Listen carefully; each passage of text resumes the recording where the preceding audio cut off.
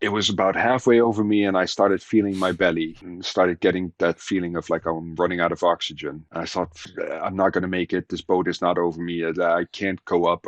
There's nowhere I can go. I'm going to die. Can you talk about encountering Yeah. that CO2 buildup when you're free diving, and how do you get more comfortable pushing past that? Like the things that you do mentally and physically to get to a place where you can dive deeper and deeper into that level of uncomfortability. Hmm. Yeah. Um, I can do that by telling you about a dream that I had as a child, and then I had it again as an Mm, adult.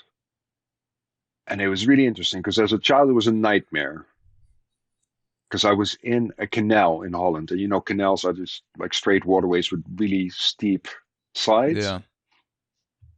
And there was a boat coming towards me, and there was no way around it other than to go underneath. So I dove underneath it, and I saw the boat coming over me.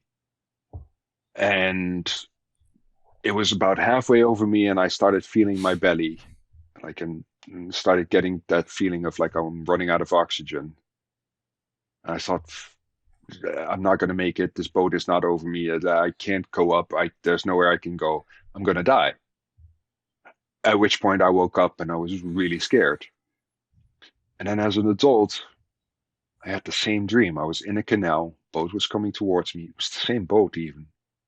Dive down, boat comes over me. I feel my belly, and I think, first contraction. Mm, Just CO2. Nice. And I enjoy the view of the boat going over me. I see the propellers going past, and la la la, and I stay a little bit longer to enjoy the view. And then I let myself float up.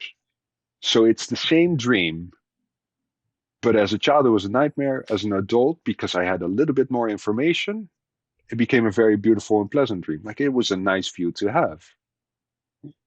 So the difference is that knowledge, mm, the knowledge that that feeling you're feeling, like what I thought I'm running out of air. It's like, no, your your CO2 is rising. That's all that it is. Like I've done tests on myself, like with an pulse oximeter, where like you get contractions, you get that weird feeling in your belly, and your saturation is still 95% or 96%. So you know that there's still a lot of oxygen in your bloodstream.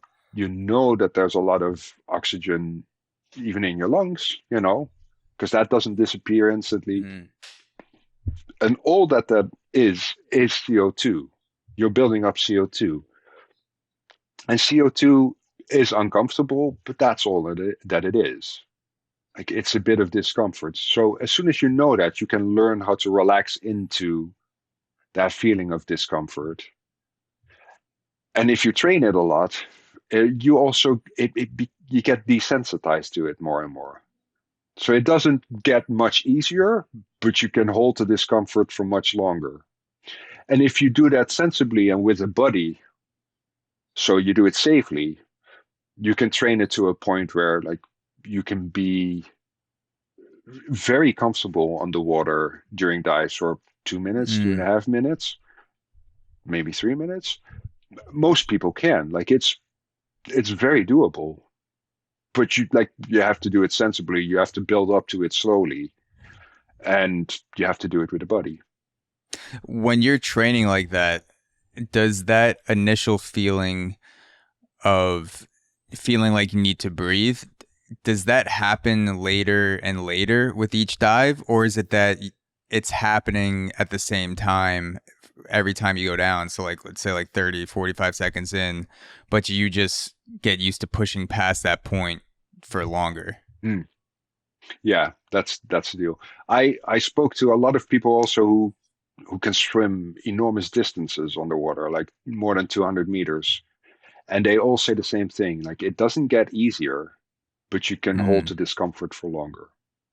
mm, And it's the same with CO2. Like anatomically, like your physique doesn't change that much. You still like your basic metabolic rate is probably pretty much the same. Like you can slow it down a little bit, but like at a certain point, you're going to produce CO2 at pretty much at the same rate. So those feelings are going to come pretty much at the same time. But you know how to deal with them easier, and Mm, the more experience you have, the more you know that it's just CO2, and it's just like, well, okay, that's one of the signals you get. It's the same as cold adaptation. Like the first time I went into a cold sea without a suit on, I thought I was going to die, but like, and now I can yeah. walk in there and I feel it's the same cold and it's still like fresh, but now I know like, oh, it's it's it's just cold. It's just a signal, you know.